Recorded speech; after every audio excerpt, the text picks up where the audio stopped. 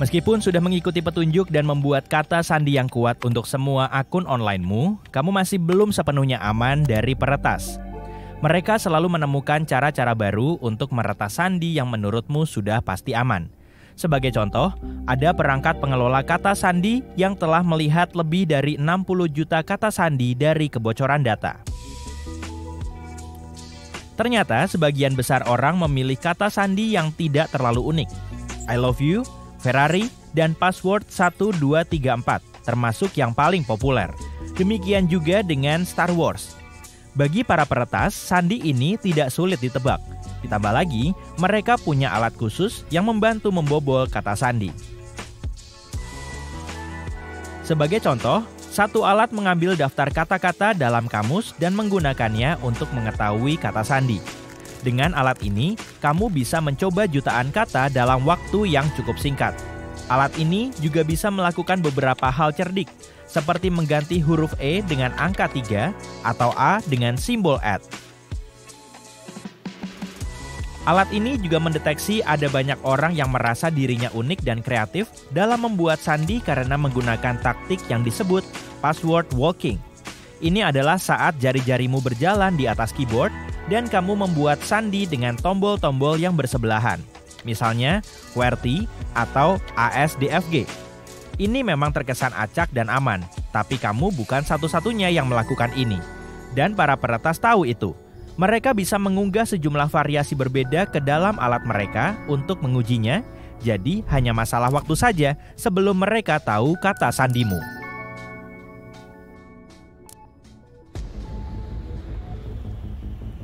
Berikut ini hal yang tidak boleh dilakukan. Menggunakan sandi yang sama untuk banyak situs web. Para peretas senang saat kita melakukan ini.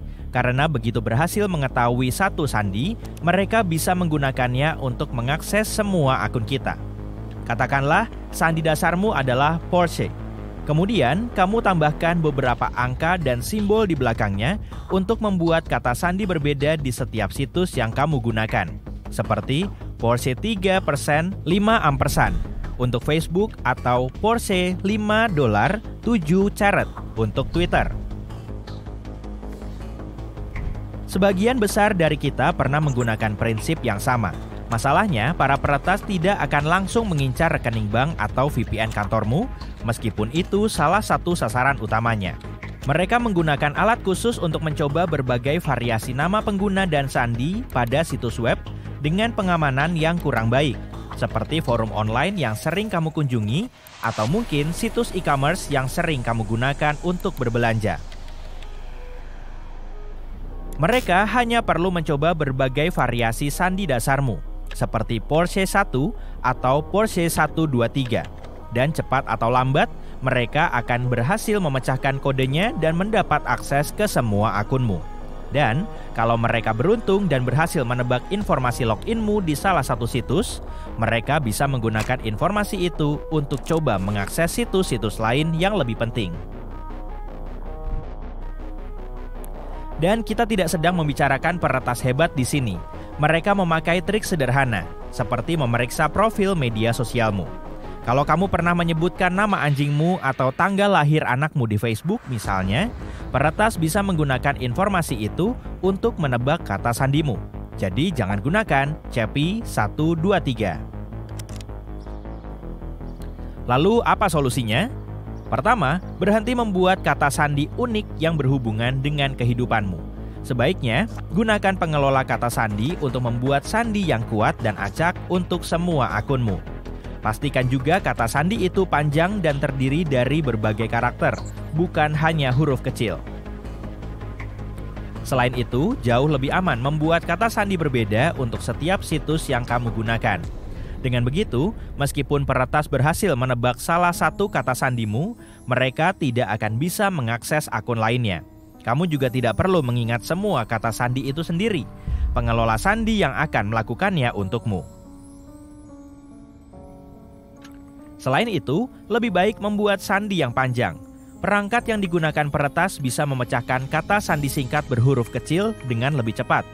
Dengan hanya menambah satu tanda bintang dan satu huruf kapital, maka waktu pemrosesan akan berubah. Seperti sandi dengan 8 karakter yang tadinya butuh waktu dari 2,4 hari menjadi 2,1 abad. Ini penipuan lain yang mereka gunakan untuk mendapatkan sandimu. Katakanlah kamu bermain tangkap bendera dan tim lain berhasil menerobos bentengmu dan mencuri benderanya. Mereka sekarang tahu persis lokasi bentengmu dan cara masuk ke sana. Itulah yang dilakukan peretas saat membobol data. Mereka membobol benteng perusahaan, yaitu database mereka, dan mencuri semua informasi sensitif yang bisa mereka temukan, seperti sandi, detail kartu kredit, dan bahkan nomor jaminan sosialmu. Lalu mereka menjual informasi ini kepada orang jahat lainnya di darknet yang bisa menggunakannya untuk berpura-pura menjadi dirimu dan mencuri uang atau bahkan identitasmu. Ikuti terus berita tentang pembobolan data dan segera ubah kata sandimu jika salah satu akunmu terdampak. Dan kalau menerima email terkait pembobolan data, jangan tanggapi. Sebaliknya, kunjungi situs web perusahaan atau hubungi layanan pelanggan resmi mereka untuk memastikan kebenarannya. Phishing adalah ketika para pencuri ini mengirim email palsu yang seolah-olah berasal dari orang atau perusahaan penting, seperti presiden atau bankmu. Mereka bahkan mungkin memintamu mengklik tautan yang akan membawamu ke situs web palsu yang terlihat seperti aslinya, tapi sebenarnya adalah jebakan. Kalau sampai tertipu dan memberikan sandi atau informasi pribadimu, mereka bisa menggunakannya untuk membobol komputermu dan mencuri lebih banyak data. Astaga, jangan membalas pesan aneh atau mengeklik tautan aneh. Jika tidak yakin apakah suatu email itu asli atau palsu, lakukan investigasi dan hubungi pengirimnya secara langsung melalui situs web resmi mereka. Dan ingat, jangan pernah memberikan informasi pribadi kepada siapapun, meskipun ia mengaku sebagai sepupu jauh atau selebritas terkenal. Pernahkah kamu menerima email berisi perintah seperti setel ulang sandi Anda sekarang? Padahal kamu tidak merasa memerlukannya. Ya, lagi-lagi para peretas. Mereka mengirim email palsu yang seolah-olah berasal dari situs web yang sering kamu akses, seperti Facebook atau Amazon. Mereka akan mengatakan sesuatu seperti akun Anda telah diretas, atur ulang kata sandi Anda sekarang demi keamanan. Tapi kalau kamu mengeklik tautan ini, kamu akan dibawa ke situs web palsu yang terlihat asli, dan para peretas akan bisa melihat informasi apapun yang kamu masukkan di sana. Jadi, jika isi emailmu tampak aneh, kemungkinan besar itu penipuan.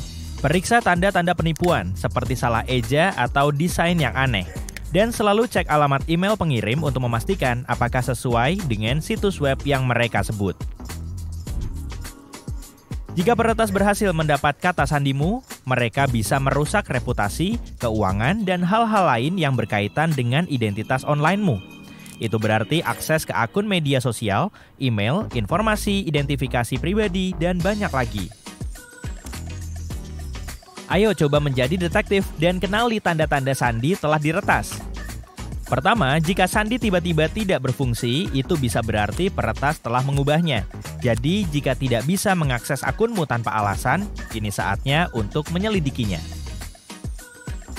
Selanjutnya, jika komputermu mulai lemot dan lelet, bisa jadi ini tanda komputermu sudah terinfeksi malware pencuri sandi. Hal lain yang perlu diwaspadai adalah temuan informasi pribadimu di dark web. Itu semacam pasar gelap internet, tempat para peretas menjual data curian. Jika melihat informasi pribadimu dijual di sana, inilah saatnya ambil tindakan.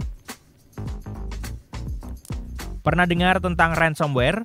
Ini sejenis malware yang memblokir aksesmu ke komputermu sendiri dan memintamu membayar sejumlah uang jika ingin mendapat akses kembali. Astaga, di Costa Rica, para peretas bahkan menyerang pihak berwenang setempat dengan malware ini.